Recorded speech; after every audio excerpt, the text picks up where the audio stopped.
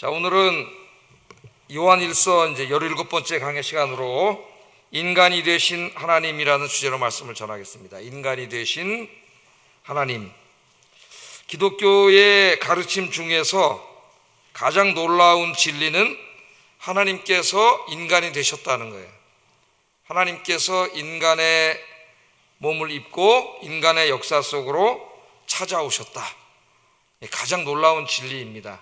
이것을 이제 우리 신학에서는 성육신이라고 하죠. 성육신. 거룩한 몸을 입으심. 하나님이 인간의 몸을 입으심. 그런 의미입니다. 자, 우리는 예수님을 믿는데 예수님은 누굽니까, 여러분? 그냥 역사적으로 한번 생각을 해보면은 2000년 전에 유대 땅 베들레헴에 태어나서 나사렛에서 어린 시절을 보내고 갈릴리와 유대 땅에서 활동하다가 로마 총독 빌라도에 의해서 십자가에서 죽었습니다. 그게 일반 역사가들이 알고 있는 나사렛 예수예요. 나사렛 예수. 역사적 예수라고 합니다. 역사가들도 예수님의 역사성을 부정하는 사람은 아무도 없어요. 예수님은 역사 속에 살았던 분명한 분이죠. 한 인물이에요. 자, 그런데 중요한 건 뭐냐면 이 예수님이 누구냐 하는 거예요. 이 예수님 누구냐? 이 예수님 누구냐? 누가복음을 읽어보면은 이 예수님이 인간의 몸을 입고 이 땅에 찾아오신 하나님의 아들이라고 말합니다. 하나님의 아들. 인간의 몸을 입고 이 땅에 오신 하나님의 아들이다. 그렇게 이야기를 하고 있어요. 자, 의사, 누가복음의 저자는 이제 누가인데 누가의 직업은 의사입니다. 의사. 그러니까 예수님이 한 인간이 태어나려면 엄마 아빠라는 원인이 있어야만 태어날 수 있다는 것을 누구보다도 잘 알고 있는 과학자요 의사예요. 누가는.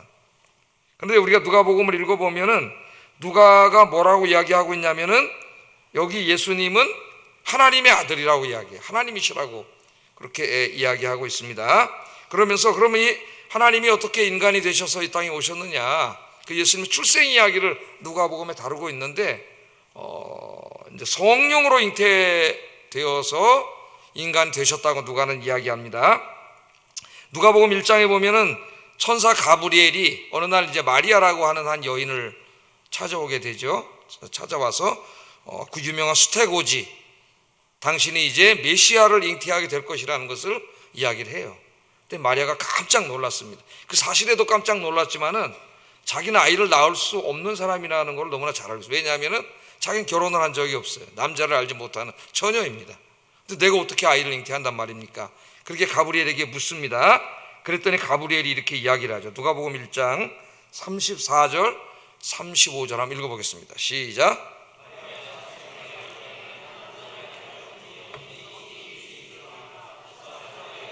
성령이 내게 임하시고 지극히 높으신 이의 능력이 너를 덮으시리니 이러므로 나실 바 거룩한 이는 하나님의 아들이라 일컬어지리라. 아멘. 그러니까 인간적인 방법으로 태어난 게 아니에요.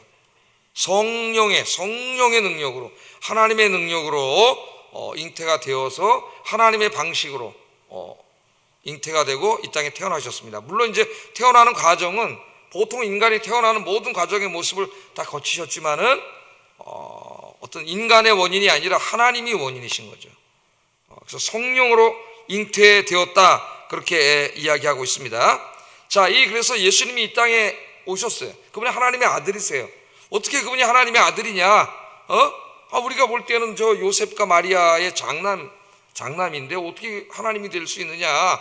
그때 성경은 그는 요셉의 아들이 아니라, 요셉에 의해서 태어난 아들이 아니라 마리아가 결혼하기 전에 성령으로 잉태했다 그러죠. 성령으로. 그러니까 엄밀하게 말하면 결혼을 한 거예요. 정혼을 하고, 유대인들은 정혼한 다음에 1년 동안은 각자 살기 때문에 1년 후에 합방을 하죠. 정혼한 상태에서 이제 아기를 갖게 되었는데, 그러니까 성령에 의해서 잉태된 거죠. 하나님의 능력으로, 권능으로 마리아라고 하는 여인의 몸을 빌어서 인간이 태어나는 방식을 취했지만은 하나님이 그렇게 이제 인간이 되셔서 이 땅에 태어나셨음을 이야기합니다. 자, 이 성육신 교리가 이 요한 1서에서는 굉장히 중요하게 강조되고 있어요. 우리 이미 공부를 했죠. 그런데 요한은 계속 반복해서 이야기하고 그 반복할 때 그것을 더 심화시키고 확장시키고 이런 방식으로 죄와 사랑과 성육신의 교리를 계속 이야기합니다. 자, 왜 이 사도 요한이 성육신 교리를 이렇게 중요하게 여길까요? 이 당시 성육신 교리를 부정하는 이단들이 있었기 때문입니다. 이단들이. 그 이단에 대해서도 우리가 공부했죠. 플라톤 철학에 오염되어 있는 사람들로서 그 영지주의라고 하는 이단이었는데, 그들이 뭐라고 주장을 했어요? 이 물질 세계는 악하고 영의 세계만 선하다고 생각을 했고, 인간의 몸도 물질 세계이기 때문에 거룩하신 하나님이 인간이 되실 수 없다, 이렇게 얘기를 했다 그랬죠. 그러니까 굉장히 그게 설득력이 있다 그랬어요, 그 사람들에게. 왜냐하면 그 당시에 사람들은 머리를 지배하는 사상이 플라톤 철학이에요. 플라톤의 이원론, 거기에 이렇게 오염되어 있는 사람들이었기 때문에 굉장히 설득력이 있습니다, 이단의 말이. 거룩하신 하나님이 어떻게 더러운 육신을 입을 수 있느냐, 그렇게 부정을 했죠. 그래서 우리가 이미 공부한 것처럼 성육신을 부정하는 것은 뭘 부정하는 거예요? 그분이 하나님의 아들임을 부정하는 것이고, 그분이 이루신 모든 구원과 모든 것을 다 부정하는 거예요. 기독교 자체가 무너져요, 거기서. 그래서 사탄이 그 당시 사람들을 유혹할 때에 그 당시 사람들의 머릿속을 지배하는 그 영지주의, 플라톤 철학, 그것을 이용해서 예수님이 하나님의 아들도 아니고 구원자도 아님을 그들이 설득력 있게 사람들을 유혹하는 것으로 썼죠. 오늘날에는 무슨 철학을 이용할까요?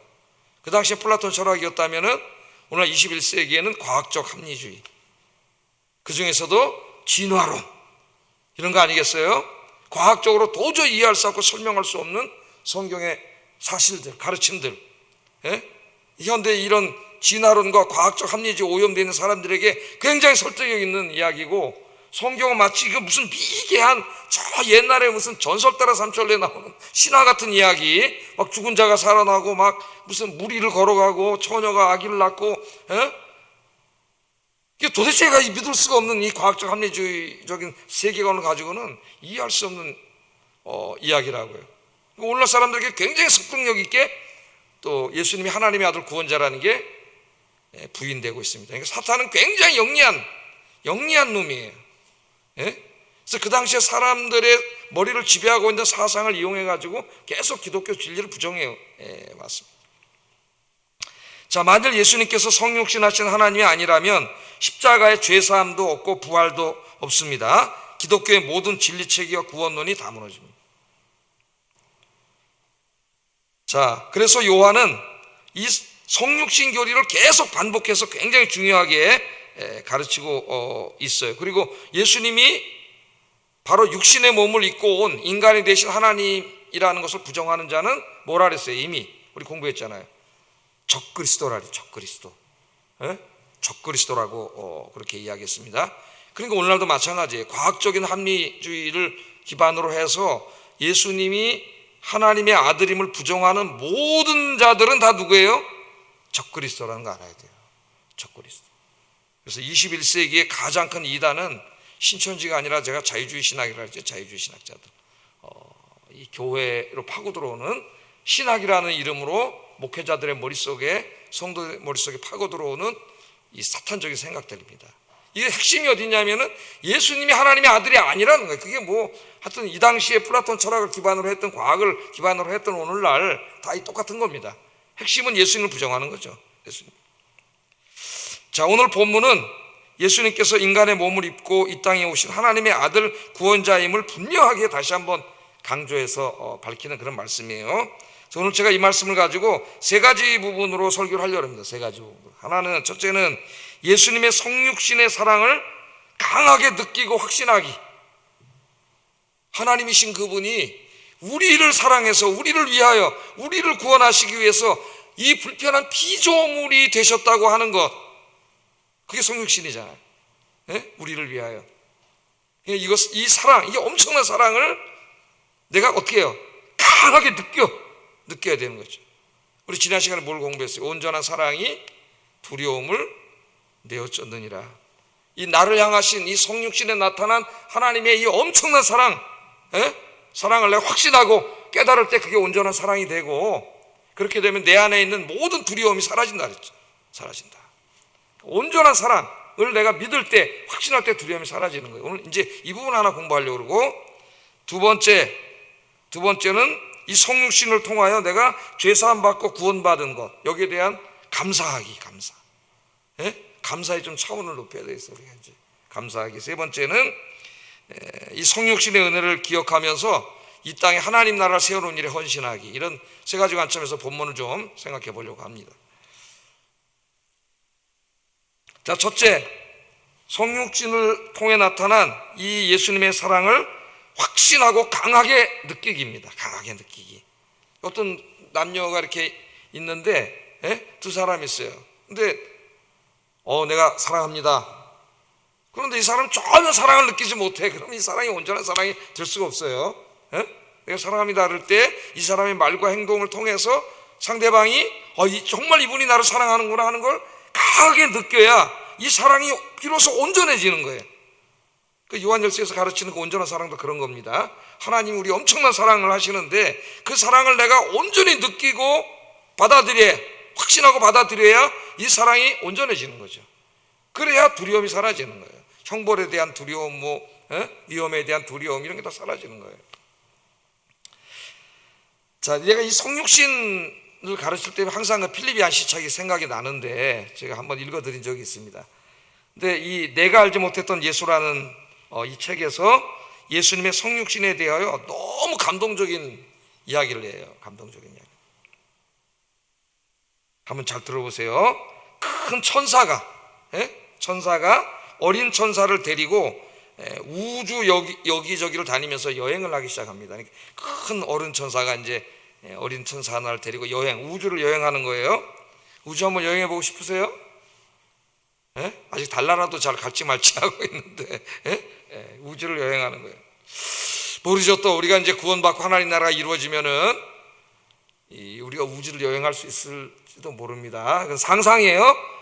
또 우리 목사님이 또 한다 그랬다 그러지 마세요. 성경에 그런 얘기는 나오지 않아요. 그러나 저는 상상을 해봐요. 하나님이 창조하신 이 우주가 다 하나님의 나라인데 그 여행을 다닐 수 있지 않을까 그런 생각도 들고 제 그냥 상상력입니다. 상상력. 자, 이제 우주 여행을 여기저기 다니는데 이 수천억 개의 은하계 여기저기를 다 둘러봅니다. 제가 그래서 한번 찾아봤어요. 최근 과학자들이 뭘 하는지 봤더니 이 우주 안에 은하계가 정확히는 모르죠. 뭐 알 수 없는데 대략 한 2조 개 정도가 있다니. 2조 개. 별이 2조 개 있다는 게 아니라 은하계.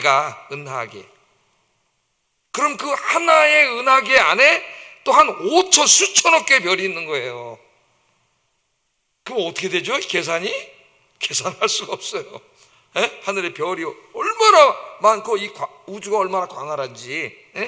그 은하계들을 다 여행하는 거예요. 수천억 개의 은하계들을 다 작은 천사 하나를 데리고 여행을 하니까 은하계만 2조 개인데 원래 책에는 이제 수천억 개라 그랬어요. 잘 모르니까 수천억 개라 칩시다. 그 수천억 개를 다 여행을 하고 그러면 또 한 은하계에 들어가면 거기 또 별이 수천억 개 있잖아요. 그걸 다 여행하고 있는 거예요. 우리로서는 상상이 안 되는 거죠. 작가의 상상력입니다. 자, 다 둘러보면서 여행을 했습니다. 한 은하계마다 그 수천억 개의 별들이 있었는데 정말 영광스럽고 찬란한 빛을 발하고 있었어요. 이 두 천사는 어느덧 한 은하계 안으로 들어가게 됩니다. 그 은하계 안에는 약 5천억 개의 별들이 있는 은하계였어요. 그 은하계로 이제 두 천사가 구경하러 들어가는 거죠. 그런데 두 천사는 그 은하계를 구경하다가 태양이라고 불리는 별과 그 주위를 도는 위성들에게로 접근해 갑니다. 태양계로 온 거예요. 이제 우리가 사는 동네로.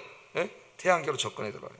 태양계 중에는 자체축을 중심으로 느리게 돌고 있는 자그마한, 이제까지 본 별들에 비하면 너무나 조그만, 보잘것없는 작은 별이 하나 있었습니다.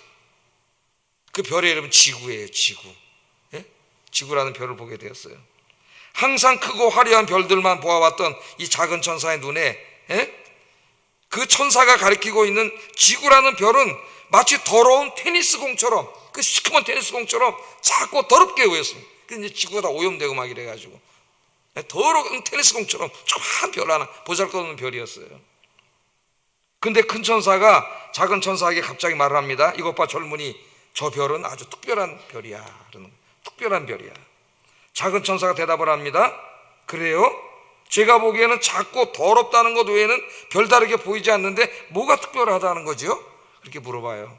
그랬더니 큰 천사가 말을 합니다. 저 별은 온 우주를 창조하신 만왕의 왕의 방문을 받은 별이라네. 와우. 은하계가 수천억 개 있는데 그 수천억 개 은하계, 하나의 은하계 안에 또 수천억 개 별이 있는데 그 계산할 수도 없는, 셀 수도 없는 무수히 많은 별들 중에 이 모든 우주를 창조하신 왕 중의 왕, 만왕의 왕이신 그분이 저 별을 찾아갔다는 거예요. 저 별. 그 작은 천사가 깜짝 놀랐어요. 내가 보기에는 이제까지 본 별들에 비해서 너무 조그맣고 그 더럽고 테니스공 더러운 것 같은 것밖에 안 되는데 저기를 어떻게 찾아갔나 의아하게 생각하는 거죠. 그래서 어린 천사가 믿을 수 없다는 듯이 물어봅니다. 우리의 영광스러운 왕께서 저 작고 더러운 행성에 몸소 내려갔다는 말입니까? 그렇게 물어봐요. 작은 천사는 못마땅한 표정을 지으면서 계속 질문을 합니다. 정말 그분이 저기 떠 있는 천구의 하찮은 존재들처럼 슬금슬금 기어다니는 하찮은 피조물이 되셨다는 말입니까? 슬금슬금 기어다니고 우리 벌레처럼 저 하별에 기어다니. 그런데 그 만왕의 왕께서 저들을 사랑하셔서 저 슬금슬금 기어다니는 저 사람들처럼 됐단 말입니까? 그렇게 이야기하는 거죠. 그 천사가 말합니다. 그분은 저기 사는 사람들을 슬금슬금 기어다니는 저 하찮은 피조물이라고 하지 않으셨네. 우리에게는 이상하게 들릴지 몰라도 그분께서는 저 행성의 사람들을 사랑하셨다네. 그분께서는 저 행성에 기어다니는 사람들을 자신처럼 높은 영광의 존재가 되게 하기 위해서 저 지구로 내려가셨다네. 그렇게 말하는 거예요. 작은 천사는 멍하니 이야기를 듣고 있었습니다. 자신으로서는 도저히 이해할 수 없는 이야기였다고 이야기합니다. 저는 성육신을 이제 우리가 실감나게 이해하기 위해서 이렇게 이제 여러 가지 비유나 이야기로 설명하는데 이것만큼도 잘 설명은 없는 것 같아요. 더 은혜롭게 가슴에 확 와닿게. 우리는 그걸 잊고 있을 때가 있죠. 하나님 그럼 너무 친밀한 하나님만 생각을 해서 그 하나님이 어떤 하나님인가를 잊어버릴 때가 많아요. 신앙은 친밀감 가지고만은 이루어지지 않습니다. 하나님은 우리 아빠시라고 가르쳐요. 친밀감을 가르치는. 그러나 그 아빠가 누구냐를 알아야 돼요. 그래야 하나님에 대한 경외감이 생깁니다. 하나님은 이 수천억 개의 은하계, 한 은하계 안에 또 수천억 개의 별이 있는 이 광활한 우주와 무수한 별들을 창조하신 만왕의 왕, 창조주 하나님인 줄로 믿습니다. 그 하나님께서 그 우주에 그 많은 별들 중에 그 조그만 저기 저 테니스공, 시커먼 테니스공 같은 거기 스물스물 기어다니는 하찮은 피조물들 그렇게 사랑하셔서 그들이 자기를 반항하는 데도 불구하고 그들을 구원하기 위해 인간이 되시고 이곳에 오셨다고 하는 것, 그게 성육신이네. 그것만큼 큰 사랑이 어디 있습니까, 여러분? 오늘 요한이 이 하나님의 사랑에 대해서 다시 한번 강조하고 가르치고 있습니다. 오늘 특별히 요한 1서를 마무리하면서 요한은 다시 한번 하나님께서 죄인들을 구원하시기 위해 인간의 몸을 입고 이 땅에 오셨다, 그걸 강조하고 있습니다. 6절 8절 한번 읽어봅니다. 시작.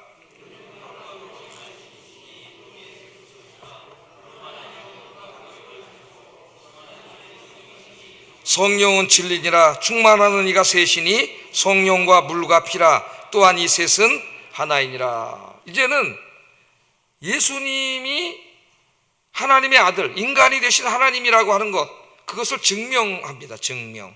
근데 이 당시에 이제 이 영지주의자들이 주장하는 게 뭐냐면은 하나님이 인간의 몸, 이 더러운 인간의 몸을 입을 수 없기 때문에 그 예수님은 그 진짜 인간이 아니라 우리 눈에는 인간처럼만 보였다는 거예요.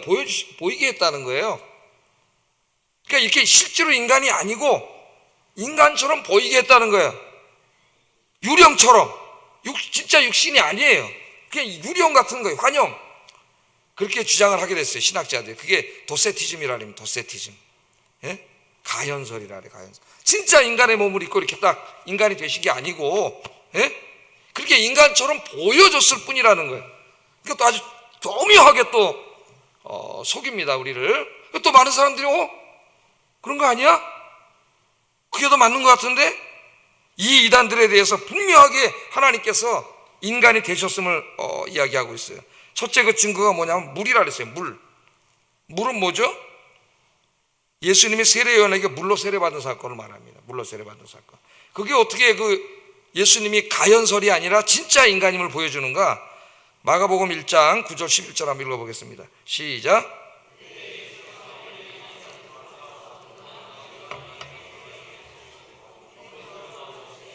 하늘이 갈라진가 성령이 비둘기같이 자에게 내려오심을 보더니 하늘로부터 소리가 나기를 너는 내 사랑하는 아들이요 내가 너를 기뻐하노라 하시니라.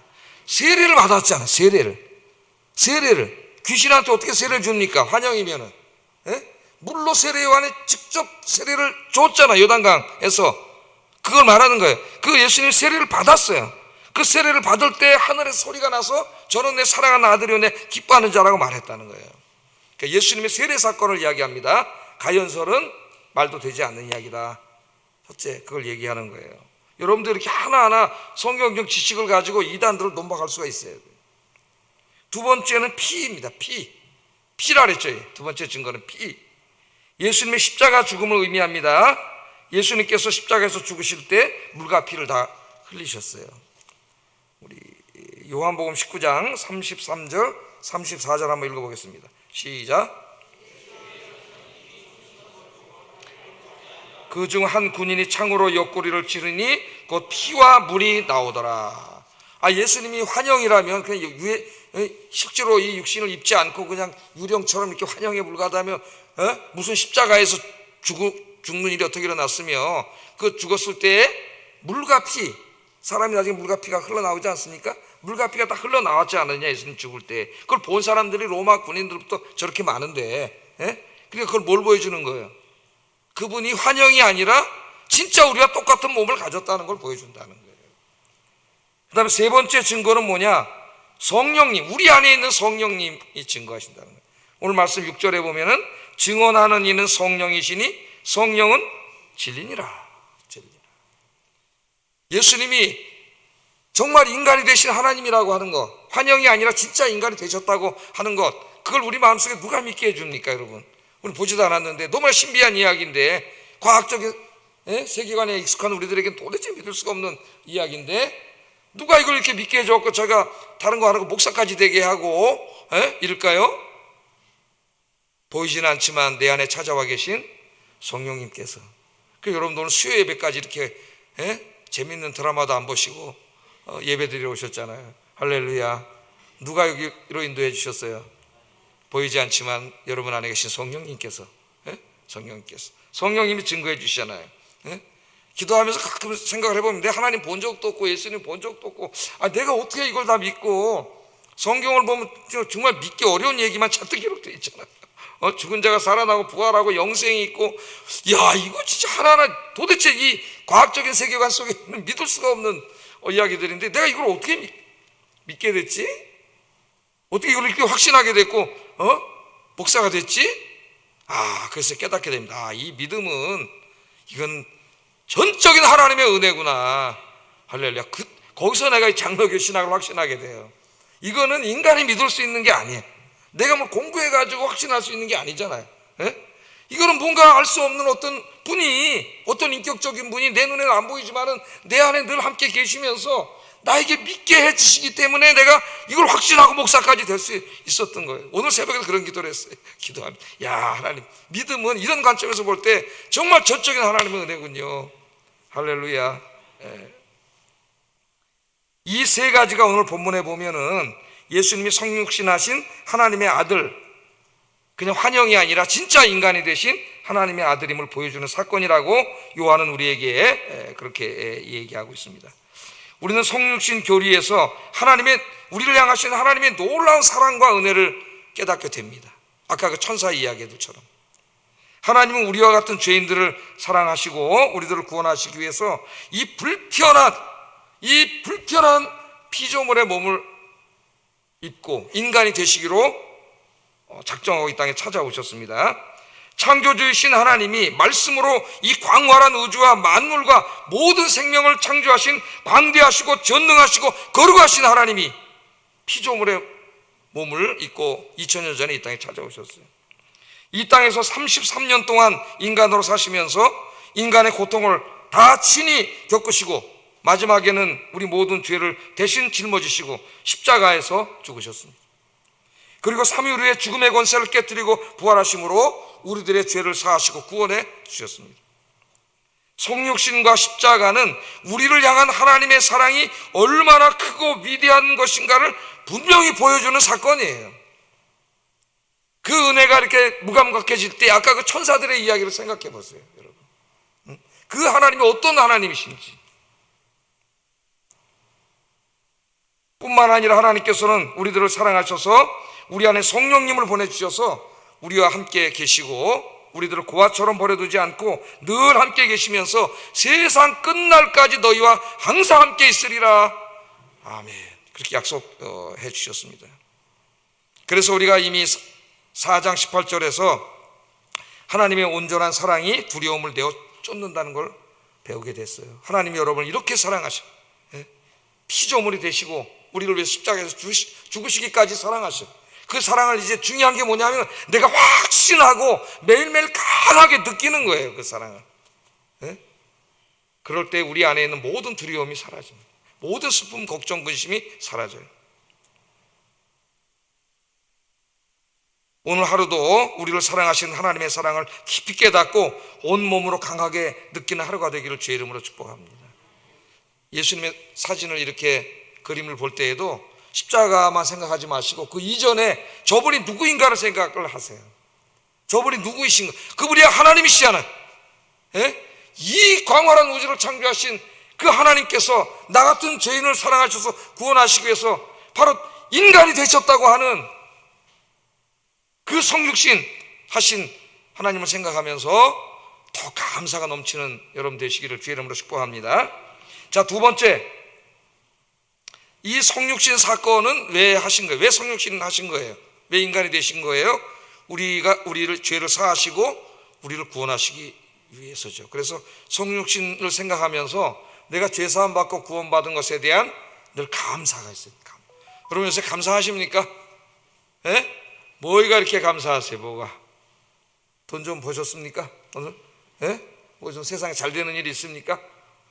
뭐 가족에 좋은 일이 있습니까? 물론 그래도 감사하죠. 하나님 감사합니다. 그러나 정말 감사해야 될 게 뭐냐면은 성육신 하신 주님을 생각하면서 나 같은 죄인 죄를 사해 주시고 구원해 주신 거, 영생을 주신 거, 천국 백성 되게 해 주신 거, 이걸 늘 묵상하면서 감사하는 여러분 되기를 주의 이름으로 축복합니다. 여러분, 인간 대신 우리의 죄를 대신해서 죽으시고 그렇게 함으로 우리 죄를 용서해 주시기 위해서는 두 가지가 충족돼야 돼요. 이 대속제물은. 첫째는 인간이어야 합니다. 왜냐하면 우리 인간이잖아요. 우리 인간, 죄를 지은 우리 인간을 대신해서 대신 형벌을 받는 속죄 제물이 되려면 그 제물은 우리와 같은 인간이래야 돼요. 이게 첫 번째 조건이에요. 그러니까 가연설은 이미 거짓말. 인간이 되시지 않으면 있을 수 없는 일이에요. 죄 용서는. 두 번째, 그렇다면 인간은 많잖아요. 그러나 이 땅에 있는 어느 인간도 대속제물이 될 수 없어요. 왜? 대속제물이 되기 위해서는 죄가 없어야 돼요. 우리의 죄를 사해 주시기 위해서 대속제물이 되는데 죄인은 대속제물이 될 수가 없습니다. 근데 성경은 모든 인간은 다 죄를 지었다 그랬어요. 하나님 앞에 의인은 하나도 없습니다. 그러니까 이 땅에 인간은 대속제물을 없어요. 할 수가 없어요. 인간에겐 구원이 없어요. 그래서 하나님이 인간이 되실 수밖에 없어요. 우리를 구원하시기 위해서. 그래서 그 불편한 인간의 몸을 입으셔야만 한 거죠. 성육신 사건을 통해서. 죄 없으신 하나님이 인간이 되신 거예요. 인간이. 여인을 통해서 태어났지만 예수님은 죄는 없으신 거죠. 이 땅에 인간이 되신 모든 인간들 중에서 죄가 없으신 유일한 분은 예수님 한 분밖에 없습니다. 예수님이 그래서 대속제물이 될 수 있었던 거예요.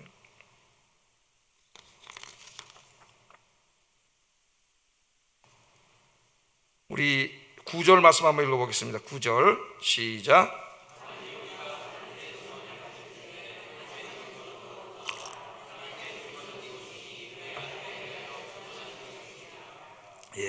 세례 요한은 이것을 강조하면서 아까 뭐가 강조한다 그랬어요? 물과, 예수님의 물과 물세례와 피, 십자가에 흘리신 피와 성령의 증거 세 가지가 삼위일체가 돼가지고 예수님이 성육신하신 하나님의 아들이라는 것을 증거한다고 얘기했는데, 그것만이 아니라 또 9절에는 하나님도 직접 증거하신다 그랬어요. 만일 우리가 사람들의 증언을 받을진데 하나님의 증거는 더욱 크다. 하나님이 언제 증거해 주셨죠? 조금 아까 읽어드렸잖아요. 세례 받을 때 했잖아요. 세례 받을 때 뭐라 그랬어요? 이는 내 사랑하는 아들이라 내가 너를 기뻐하노라. 예? 그 음성을 들은 사람들이 엄청나게 많아요. 증인들이. 너는 내 사랑하는 아들이라 내가 너를 기뻐하노라. 하나님께서 그렇게 말씀을 해 주셨습니다. 그래서 이제 우리가 예수님이 누구인가를 분명히 알아야 돼요. 예수님은 하나님의 아들이요 구원자입니다. 예수님께서 성육신 하시고 십자가에서 죽으시고 부활하심으로 우리는 죄사함 받고 구원받았습니다. 평생 갚아도 갚지 못할 이 은혜를 받았는데, 여러분 우리의 감사는 여기에 기초하고 있어야 돼요. 예? 나를 위해 성육신 하신 주님, 그래서 내가 죄사함 받고 구원받았음. 늘 이것을 기억하면서 감사 찬양이 넘치기를 주의 이름으로 축복합니다. 이 감사가 우리 마음속에서 우러나오면 다른 환경으로 인한 불평과 불만이 사라져요. 그건 다 지엽적인 것들이에요. 물론 이 땅에 살 때 육신의 삶 때문에 조금 부족하고 없고 잘 안 되고 그러면 힘들고 어렵고 뭐 저도 그렇고 다 마찬가지입니다만은, 그러나 그것들은 다 지엽적이고 잠깐 있는 것들. 정말 근본적인 건 뭐예요? 내가 죄사함 받고 구원받아 하나님의 백성이 됐다는 거, 영생을 누리게 됐다는 거, 이게 정말 감사한 거죠. 그러면 어려운 가운데도 감사할 수 있습니다. 이 근본적인 감사가 있기를 주의 이름으로 축복합니다. 세 번째, 이제 마지막으로 이 땅에 하나님 나라를 세우는 일에 헌신하는 마음을 가져야 되겠다. 성육신의 은혜를 생각할 때마다 왜 그러느냐? 요한은 예수님이 성육신하신 하나님의 아들이요 구원자임을 믿는 자들이 누리는 축복에 대해서 11절 12절에 이렇게 이야기하고 있어요. 한번 읽어보겠습니다. 시작.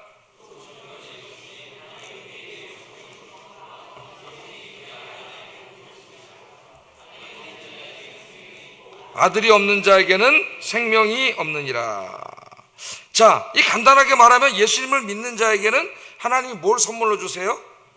영생을 주시는 거죠. 아들을 믿으면 우리가 죄사함 받고 구원을 받게 됩니다. 거기에 대해서 우리가 이제 감사해야 된다 그랬는데, 죄사함 받고 구원 받으면 그 사람에게 하나님 주시는 선물이 있어요. 그 선물이 뭐예요? 영생이잖아요. 영생. 영생 여러분 한 10억 정도 주면 영생할 수 있는 약 하나 준다 그러면 어떻게 될까요, 여러분? 10억 벌으려고 그냥 다 난리를 치고 그냥 10억 갖고 와서 그냥 저한테 줄 서가지고 제가 재벌될 것 같은데 금방. 우리 주님이 공짜로 영생을 주신다 그랬어요. 근데 영생은 조금 우리가 깊이 알아야 된다 그랬죠. 영생만큼 우리가 잘못 이해하고 있는 게 없습니다. 영생 그러면 그냥 영원히 사는 거라고, 그냥 물론 그런 의미가 있어요. 그렇게 생각을 하고, 또 어떤 사람은 그냥 죽어가지고 우리 영혼이 그냥 저 하늘나라에 가서 그냥 영원히 사는 거라 생각하는 사람들이 있는데, 맞아요 안 맞아요? 그거 안 맞다고 제가 계속 얘기했어요. 이단이라고. 우리는 뭘 믿는다고요? 부활을 믿는다 했잖아요. 부활을. 영혼만 영원히 사는 게 아니라, 이 썩은 몸이 화장해서 없어지는 것 같지만 우리 예수님 재림하실 때 이 몸으로 다시 새 몸을 만들어서 그 영혼과 다시 만나가지고 하나님 몸과 같은 영원한 몸을 주신다 그랬죠. 우리는 부활을 믿는 종교입니다. 그래서 영생에 대해서 우리가 생각을 해야 되는데, 우리가 지금 유대교 신학이나 성경에서 가르칠 때 우리의 삶은 두 가지 삶이 있어요. 이생이 있고 내세가 있어요. 내세. 이생은 지금 세대고, 성경에서 말하는 지금 세대, 이 세대고, 그 다음에 내세는 올 세대, 아직 오지 않았습니다. 미래적인 것이에요. 올 세대. 우리가 이 땅에 살아가는 동안은 지금 이 생명으로 살아갑니다. 이 생명, 이 육신의 생명. 그런데 인간이 죄진 다음에 이 생명의 사형 선고를 받았어요. 이미 내가 선악과를 따먹으면 정령 죽으리라. 그래서 100살도 못 살고 죽는 거예요. 인간은 다 육신의 죽음을 갖게 됐습니다. 혈과 육을 입고 살아가는 이 땅에 살아가는 동안 이 생명은 영원히 살지 못해요. 또 이 생명은 죄에 오염됐기 때문에 하나님 나라에 갈 수 없어요. 그래서 이 생명은 여기서는 죽어야 돼요. 그럼 죽음으로 다 끝납니까? 어떻게 돼요? 부활한다 그랬잖아요. 앞으로 다가올 내세, 그걸 올세대라. 올세대. 예? 이 올세대에 살기 위해서는 그 내세의 생명이 있어야 돼요. 이 생명은 거기 들어가지 못해요. 올세대에 살 수 있는 생명이 있어야 돼. 그 생명이 바로 영생이에요. 영생. 하나님이 선물로 주신 영생. 예수 믿고 죄사함 받고 구원받은 모든 사람들에게는 하나님이 그 영생을 예비해 두셨어요. 할렐루야. 그래서 우리 눈으로 볼 때는 예수 믿는 사람 안 믿는 사람 아무 차이가 없는 것 같지만은, 예? 믿음의 눈으로 보면 큰 차이가 있죠. 이 사람은, 여러분들은 영생을 받은 사람이요, 저 사람은 생명이 없는 사람이에요. 저 사람은 하나님 나라의 축복에 참여할 수 없어요. 그러나 여러분들은 이 하나님 나라의 생명을 가지고 있는 분들이에요. 할렐루야. 오늘 그걸 말하는 거예요. 예? 증거는 이것이니 하나님 우리에게 영생을 주셨다 그러잖아요. 이 영생이 바로 그런 의미입니다. 이 땅에 하나님 나라가 이루어졌을 때에 그 하나님 나라에서 영원히 사는데 필요한 생명, 그게 영생이. 언제 주세요 여러분? 예? 여러분 예수 믿고 구원 받을 때 성령님이 찾아오시는데 그 성령님은 생명을 주시는 영이에요. 태초에 하나님이 어떻게 했어요? 흙에다가 생명이 싹 들어갔는데 그 생명을 죄져서 우리가 죽게 만들었잖아요. 성령이 찾아오셨다는 것은 하나님이 새 생명을 가지고 찾아오셨다는 거예요. 새 생명, 죽지 않고 병들지 않고 늙지 않고, 예? 약해지지 않고. 할렐루야. 예? 이 생명은 늙고 병들고 약해지고, 그잖아요. 어느 날 거울 보니까, 예? 머리가 막 휘어지고 쭈글쭈글해지고. 저도 그 염색약을 발라서 이렇지, 예? 염색이 떨어지면 머리가 하얘가지고, 그때는 제 나이를 볼 거예요. 그러나 제가 염색하고 머리 깎으면 우리 집사람한테 이렇게 얘기하면, 여보, 내가 거울을 보니까 30대로 보이네. 믿거나 말거나 30대. 기분이 좋아요. 예? 근데 어쩔 수 없는 거지 뭐. 시간이라는 게 신기하지 않습니까 여러분? 우린 다 시간 속에 종속돼 있어요. 하룻밤 자고 쫙쫙 계속 갈수록 죽음 무덤을 향하여 한 걸음씩 가는 거지 뭐. 안 갈 사람이 어디 있어요? 이 생명은 죄진 생명이기 때문에 하나님 나라에 살 수 없어요. 그래서 이 생명은 죽어요. 우리가 예수 믿는 사람도 죽어요. 그래서 죽음으로 끝나지 않아요. 우리 주님이 영생을 준비해 주셨어요. 할렐루야. 저와 여러분은 영생을 얻은 사람인 줄로 믿습니다. 자, 이 소망을 가진 자는 이제 더 이상 이 땅의 것에 욕심 부리지 않습니다. 정말 이 생명에 대한 확신이 있다면 세상을 즐기는 일에 관심 갖지 않습니다. 이 소망을 가진 사람은 하나님의 손과 발이 되어서 이 세상을 구원하고 이 땅에 하나님 나라를 세우는 일에 헌신하며 살아가요. 어느 날 주님을 만나고 성령님이 내 안에 찾아와서 내가 죄사함 받고 구원받고 영생을 얻은 하나님 내 자녀, 하나님의 백성이 되었구나 하는 걸 깨닫는 순간에 사도 바울처럼 이 땅의 모든 것들이 다 똥으로 보인다. 저도 다 똥으로 아직 안 보이더라고요. 그 회개하고 있습니다. 기도하고. 다 배설물로 여기고 정말 중요한 하나님 나라의 가치를 가지고 살아가야 되잖아요. 그래서 인생 가치관이 바뀌어요. 바울처럼. 그래서 이제 그런 것들을 다 배설물로 여기고 남은 인생을 어디다 다 바쳤어요. 이 불쌍한 사람들에게 영생을 얻게 하는 일에 바쳤잖아요. 영생을 얻게 하는 일에. 이거보다 중요한 일이 어디 있습니까 여러분? 이 땅에서 돈 좀 있고 뭐 권력 좀 있고 뭐 그거 뭐 하겠어요? 예? 몇 푼이나 더 벌겠다고 나라를 이렇게 시끄럽게 하고 이렇게 의사들이 이렇게, 예? 하여튼 제가 아직은 얘기 안 하겠습니다만 자, 안타깝죠. 예. 집단 이기주의가 얼마나 센가. 근데 우리나라에서 집단 이기주의가 제일 센 게 의사 집단이라는 걸 이번에 알게 됐어요. 너무나 안타까운 일이죠. 예. 저 지하철 노조도 철도 노조도 버스 운송 노조도 데모하다가 국민들이 불편하다고 압력을 넣으면 어느 정도에서 뭐래요? 합의를 하고 돌아오는데 이 사람들 한 달이 넘을 동안 사람이 죽든 말든 돌아올 생각은 안 해요. 뭐 교수들까지 또 뭐 합쳐서 뭐 안 되는 또 깜짝깜짝 놀랍니다. 이 사람들 도덕성 이거밖에 안 되는 돈밖에 모르는 사람들이구나. 이게 너무 안타까운 마음이 들어요. 그래서 기도하고 있어요. 좀 저 중에도 보니까 좀 좋은 분들이 있더라고요. 좀 잘 설득해서 하나님 돌아오게 해주시고 머리를 맞대고 정부와 도대체 뭐 2,000명이 아니라면은 몇 명이 필요한지 어떤 과학적인 자료를 가지고 뭐 그런 노력을 서로가 해서 이 국민 다 죽어가고 있는데 뭐 하는 짓이에요 이 생명이. 예? 저 간호사 3명이 등산 가다가 갑자기 어떤 사람이 쓰러져가지고 자기도 등산 가다가 3명이 와가지고 심폐해가지고 살렸잖아요. 우리 지나가다 사람이 죽으면 내일이 아니더라도 살리고 우리나라 사람들이 자동차 사고나 막 가서 들고 사람 꺼내고 막 그러잖아요. 예? 그런데 어떻게 치료받겠다고 한 사람들을 내 이익을 위해서 내팽개치고 저렇게 가서 있습니까? 도대체 있을 수가 없어요. 너무나 안타까워요. 그리스도인들은 빨리 다 돌아와야 돼. 하나님 기뻐하지 않으세요.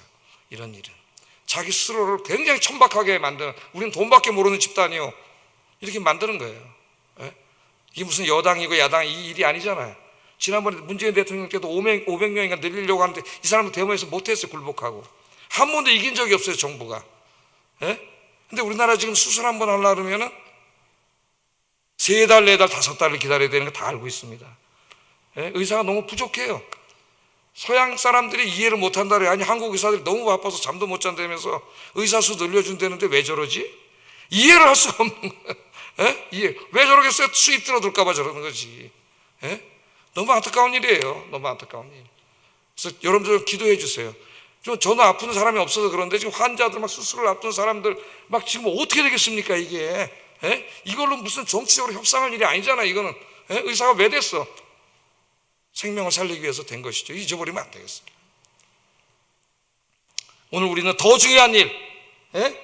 의사들은 이 육신의 생명을 구하는 사람, 우리는 어떤 생명을 구하는 의사예요?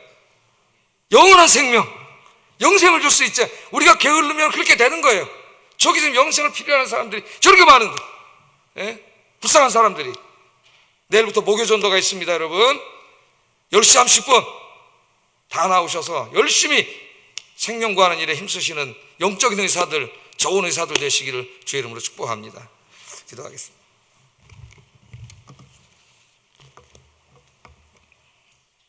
기도합니다. 오늘 하루도 나를 사랑하셔서 성육신하신 하나님의 사랑을 깊이 느끼고 체험하는 하루가 되게 하소서. 십자가의 사랑과 은혜를 기억하며 감사가 넘치는 하루가 되게 하소서.